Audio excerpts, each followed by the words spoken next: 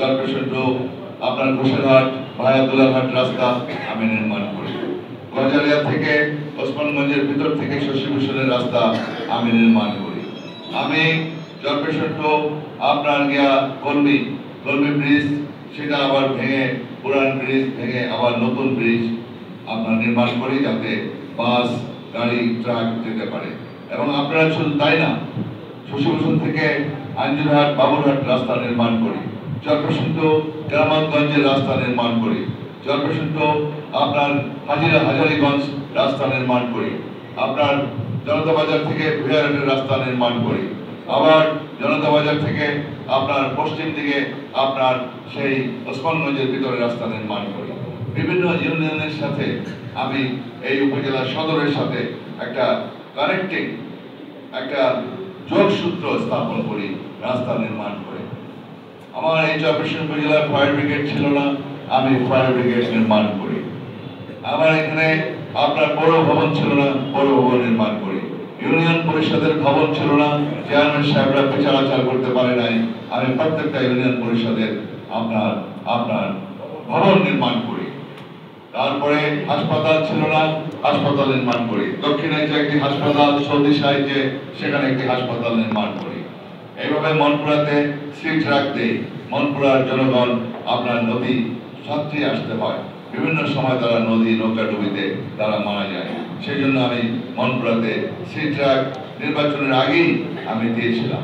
আমি মনপুরাবাসীকে বলেছিলাম এমপি হওয়ার আগেই আপনাদেরকে সিট রাখ দেব, যাতে আপনারা নিরাপদে ভোলা আসতে পারেন, তজুমুদ্দি আসতে পারেন, জলপেশনে আসতে পারেন। এইভাবে আমি আপনার নিরাপত্তার জন্য আমি আমার জনগণকে তাদের সুন্দরভাবে চলাচলের ব্যবস্থা করেছি। মনপুরাতে একটি কলেজ ছিল না, আমি মনপুরাতে ডিগ্রি কলেজ নির্মাণ করি।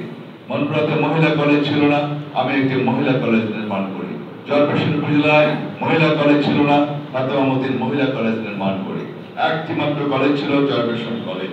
তার পরবর্তীতে আমি রসুলপুর নাজিমুদ্দিন আলম ডিগ্রি কলেজ নির্মাণ করি। দক্ষিণায় যা আমার আব্বার নামে জালাল আহমেদ কলেজ নির্মাণ করি। আমার নেতা, আমার প্রিয় নেতা, যেই নেতা আমাদের পার্টির ফাউন্ডার, চেয়ারম্যান, স্বাধীনতার মহান ঘোষক এবং বিএনপির প্রতিষ্ঠাতা চেয়ারম্যান, বীর মুক্তিযোদ্ধা সেক্টর কমান্ডার, আমাদের সফল এবং প্রথম রাষ্ট্রপতি, বাংলাদেশের সম্মানিত নেতা মরহুম শহীদ রাষ্ট্রপতি জিয়াউর রহমানের নামে তার স্মৃতি ধরে রাখার জন্য আমার ভোলা জেলায় তার নামে কোনো কলেজ নেই। আমি আমার নেতার নামে জনতাবাদের একটি জিয়াউর রহমান কলেজ, শহীদ জিয়াউর রহমান কলেজ আমি নির্মাণ করি। আপনারা জানেন যে পশ্চিমাঞ্চলে কলেজ নাই, আমি দুলারাট আদর্শ কলেজ নির্মাণ করি। এমনি ভাবে শিক্ষা প্রতিষ্ঠান গড়ে তুলি, আমাদের এদেশের কৃষক, শ্রমিক, মেহনতি মানুষের ছাত্র ছাত্রীদেরকে উচ্চ শিক্ষা অর্জন করার জন্য আমি সহজ ব্যবস্থা তৈরি করি, যাতে সহজে তারা উচ্চ শিক্ষা অর্জন করতে পারে। কম খরচে আমার কৃষক, শ্রমিক, মেহনতি মানুষের তাদের সন্তানরা যাতে উচ্চ শিক্ষা অর্জন করতে পারে, সেই জন্য আমি শিক্ষার আলো ঘরে ঘরে জ্বালিয়ে দিয়েছি, তাদের শিক্ষা সহজ করে দিয়েছি। তাদের বাড়ির দুয়ারে আমি কলেজ নির্মাণ করে দিয়েছি। স্কুল নাই স্কুল দিয়েছি, আপনার কলেজ নাই কলেজ দিয়েছি।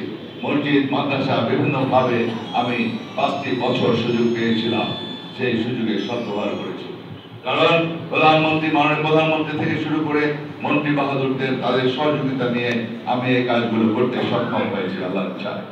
যাই হোক, পরবর্তীতে আপনারা জানেন আমাকে নিয়ে নানাবিধ ষড়যন্ত্র। 111 আসলো, 111 এর পরে 2006 সাল, 2008 সাল, তখন থেকে আমার বিরুদ্ধে ষড়যন্ত্র। ষড়যন্ত্র কি? একটাই ষড়যন্ত্র, আমি কেন এত বেশি উন্নয়ন করি, আমি কেন দেশের জনগণকে এত ভালোবাসি, আর জনগণ কেন আমাকে এত বেশি ভালোবাসে, কেন আমি আসলে পরে জনগণ ছুটে আসে, কেন তাদেরকে আমি বিরিয়ানি খাওয়াই না, তাদেরকে আমি টাকা দেই না, তাদেরকে গাড়ি ভাড়া দেই না, কেন আমার কাছে আপনারা চলে আসেন? আমি আসলে আপনারা ছুটে আসেন, কারণ আমার কর্মে, আমার কাজে, বিভিন্ন ভাবে আমার আচার আচরণে, আমার ব্যবহারে আপনারা চলে আসেন। এটা তারা বুঝতে পারে না। রাজনীতি তো জনগণের জন্য, রাজনীতি মানুষের কল্যাণের জন্য। মানুষের কল্যাণে রাজনীতি করা কি অপরাধ? আমি আপনাদের কল্যাণের জন্য, আপনাদের যে বিষয়গুলো আপনাদের প্রয়োজন, যেখানে যেখানে আপনাদের রাস্তা প্রয়োজন, যেখানে যেখানে বিদ্যুৎ প্রয়োজন, ফায়ার ব্রিগেড প্রয়োজন, আপনার বিভিন্নভাবে শিক্ষা প্রতিষ্ঠান প্রয়োজন, আবার হাসপাতাল প্রয়োজন, সেই কাজগুলো আমি করেছি। এগুলি তো আমাদের কাজ, মানুষের সুযোগ সুবিধা নিশ্চিত করা, মানুষের উপকার করা, মানুষের কল্যাণ করা। সেই জন্য আজকে আপনারা আমাকে ভালোবাসেন, আমি আপনাদেরকে ভালোবাসি। আমার জনপ্রিয়তা ঈর্ষান্বিত হয়ে নানাবিধ ষড়যন্ত্র, বিভিন্নভাবে টাকা পয়সা দিয়ে, অর্থ দিয়ে বিভিন্নভাবে ষড়যন্ত্র চলছে আমাকে উৎখাত করার জন্য। আমার আশেপাশে কিছু বেঈমান মির্জাফর, যারা অর্থলোভী অথবা পদের লোভী, এই সমস্ত লোভ লালসা নিয়ে তারা আমার সাথে বেঈমানি করছে। আমি সেজন্য পরোয়া করি না, আমি সেজন্য বিচলিত নই, কারণ আমার শক্তি উপরে আল্লাহ এবং আপনারা জনগণ। আপনারা জনগণ, আমি লক্ষ্য করেছি আমাকে 3 বার নির্বাচিত করেছেন। 2018 সালে যখন আমার প্রিয় নেত্রী জেলে ছিলেন, তখন আমার নেতা ভারপ্রাপ্ত চেয়ারম্যান জনাব তারেক রহমান সাহেব, উনি দায়িত্ব ছিলেন, উনি আমাকে মনোনয়ন দিলেন 2018 সালে নির্বাচন করার জন্য। সেই নির্বাচনেও আমি দেখেছি আমাকে যারা যারা আজকে বড় বড় কথা বলে মির্জাফররা আমাকে অবাঞ্ছিত ঘোষণা করেছিল। জাতীয় প্রেস ক্লাবে বসে তারা আমাকে অবাঞ্ছিত ঘোষণা করে, অর্থাৎ বিএনপির বিরুদ্ধে তারা অবস্থান নেয়, ধানের শীষের বিরুদ্ধে তারা অবস্থান নেয়। সেগুলো আপনারা লক্ষ্য করেছেন। এটা লক্ষ্য, এর পিছনে ছিল আওয়ামী লীগ। কে প্রেস ক্লাবে সেদিন সাংবাদিক সম্মেলনের অর্থ দিয়েছে সেটাও আমি জানি। কার সেই কারসাজি, কার সেই চক্রান্ত, কার সেই ষড়যন্ত্র, সেটাও আমরা জানি। আমি জানি, আপনারা কতটুকু জানেন আমি জানি না। সবকিছুর পিছনে আওয়ামী লীগ। যে আওয়ামী লীগ আমাকে সহ্য করতে পারে না, যে আওয়ামী লীগ তার বিরুদ্ধে আমি লড়াই করি, সংগ্রাম করি এবং বিভিন্নভাবে নির্যাতিত হয়েছি। আমার এই বাড়ি 10 বার ভাঙা হয়েছে, এই বাড়ি 10 বার ভাঙা হয়েছে। এই বাড়িতে আপনারা জানেন আমার গাড়িতে হামলা করা হয়েছে 2018 সালের নির্বাচনের সময়। 2018 সালে আপনারা দেখিয়েছেন আপনারা কতখানি ভালোবাসেন। অনেক প্রতিকূল অবস্থার মধ্যেও আপনারা ঝাঁপিয়ে পড়েছেন, আমাকে বরণ করে নিয়েছিলেন। যখন আমি ধানের শীষ প্রার্থী হয়ে বাংলাদেশে আমি এই চরফ্যাশন উপজেলায় পদার্পণ করি, নিশ্চয়ই আপনাদের মনে আছে। সেই ভালোবাসা আমি বলতে পারবো না, আপনাদের কৃতজ্ঞতা জানাই। কিন্তু আওয়ামী লীগের ফ্যাসিস্ট স্বৈরাচার তাদের দিনের পর রাতে তারা সম্পন্ন করেছে এবং বিভিন্ন গায়েবী মামলা দিয়ে আপনাদেরকে নিবৃত্ত করেছে, আপনাদেরকে নির্যাতিত করেছে, যার ফলে আমরা নির্বাচন করতে পারি নাই, একটা পোস্টার লাগাইতে পারি নাই। আমাকে এই 4 দলের মাঝে আমাকে বন্দী করে রাখা হয়েছে। আমার বাড়ির চারিদিকে তারা সন্ত্রাসী কার্যকলাপ করে আমাকে যাতে কাজ করতে না পারি, ক্যাম্পেইন করতে না পারি, সেই ব্যবস্থা করেছে। আমার নেতা কর্মীরা যাতে ক্যাম্পেইন করতে না পারে, পোস্টার লাগাতে না পারে, সেই ব্যবস্থা করেছে। অর্থাৎ তারা একতরফা নির্বাচনের মাধ্যমে আজকে আমাকে পরাজিত করেছে। যাই হোক, ইনশাআল্লাহ এখন জুলাই আগস্টে আন্দোলনের মাধ্যমে 24 সালে তারা আমি ভোট করেছে, আমরা ভোট করি নাই। 2014 সালে আমরা ভোট করি নাই, কারণ শেখ হাসিনার অধীনে সুষ্ঠু ভোট হতে পারে না, আমরা বিশ্বাস করি। এবং সেটা প্রমাণিত হয়েছে বারবার।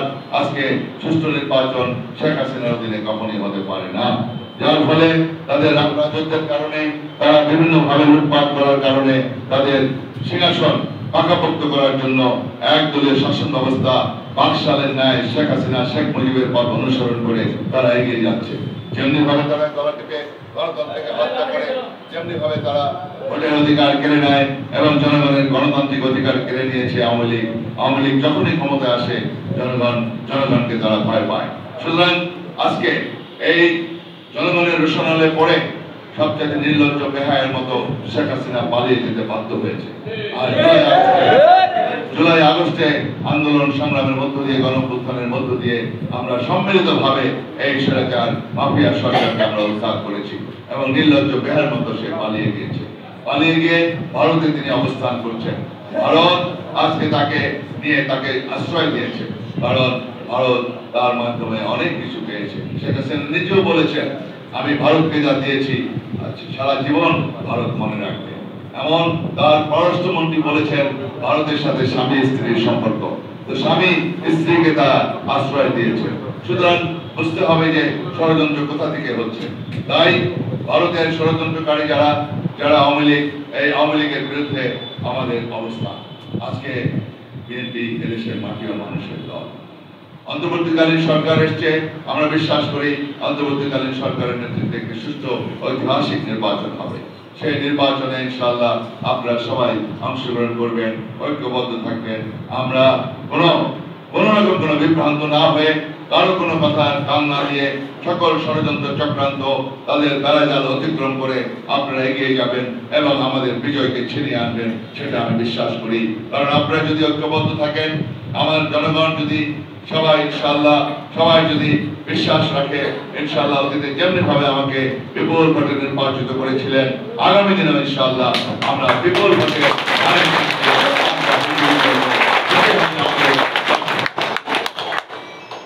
বিএনপি।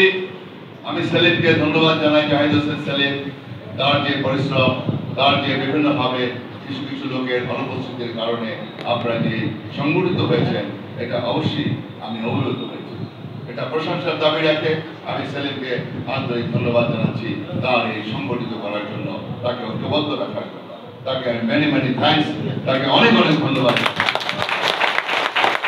পাশাপাশি সেলিমকে আমার উপজেলার নেতৃবৃন্দ, আমাদের মেয়র সাহেব টিপু এবং শামসুদ্দিন কাউস, অন্যান্য নেতৃবৃন্দ মীর সাহেব, আবুল কালাম আজাদ, তারা সবাই সার্বক্ষণিকভাবে তাকে সহযোগিতা করেছে।